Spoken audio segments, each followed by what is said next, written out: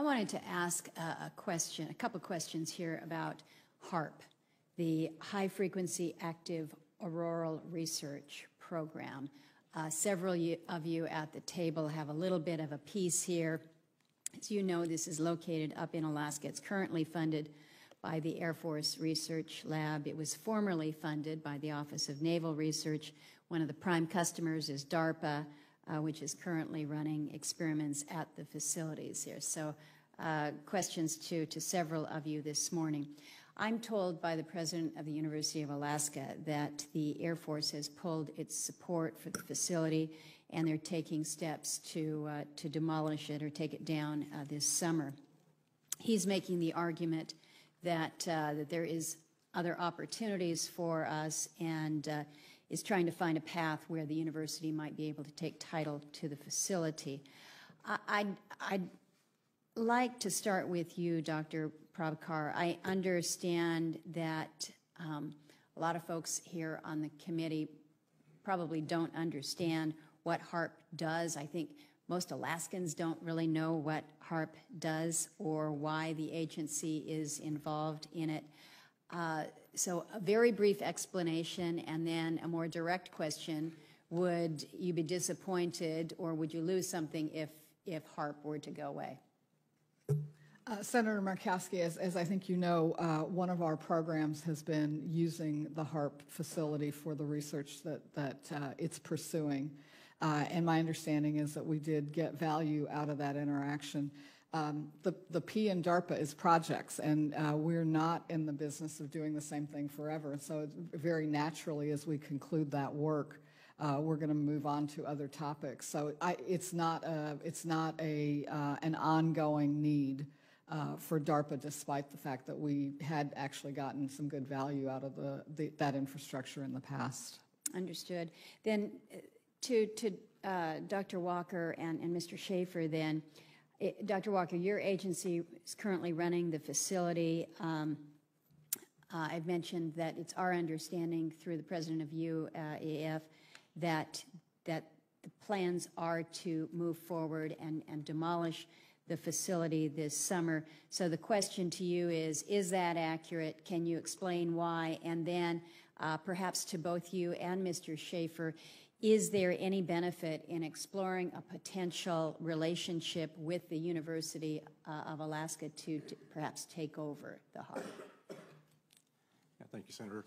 The Air Force has gotten great value out of H.A.R.P in the past. We took over from the Navy and managed it and actually did a number of experiment campaigns up there and have finished our work that we're interested in doing up there. We've moving on to other ways of managing the ionosphere, which the H.A.R.P was really designed to do, was to inject energy into the ionosphere, be able to actually control it. And but that work has been completed. The Air Force has maintained the site for other government agencies to use for several years now. And with DARPA completing their project, that's our last government customer that we have in the site. We have put out a call government-wide for other agencies that had interest in managing the site or taking it over, and including going out to academia and seeing if there was any interest there. We have gotten interest from the university in Fairbanks. However, the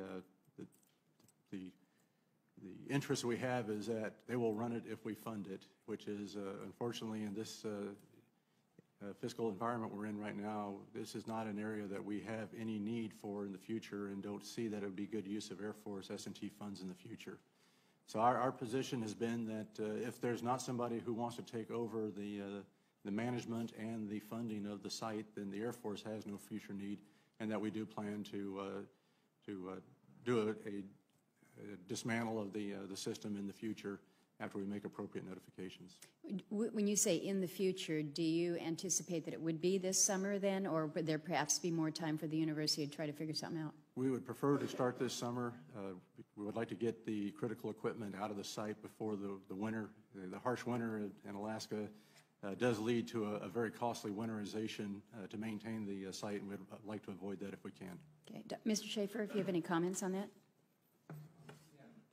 Yes, ma'am.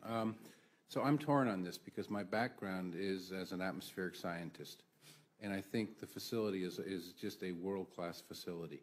That said, we've worked very hard with the Air Force, with the Office of Science and Technology Policy over the last 18 to 24 months to find another sponsor for this, because it really, as you've heard the other people at the table, we, the department, have gotten the research value out that we need for the facility. We've also worked with University of Alaska Fairbanks to get some other person to pick up the long-term, just pure scientific research that H.A.A.R.P offers the promise of.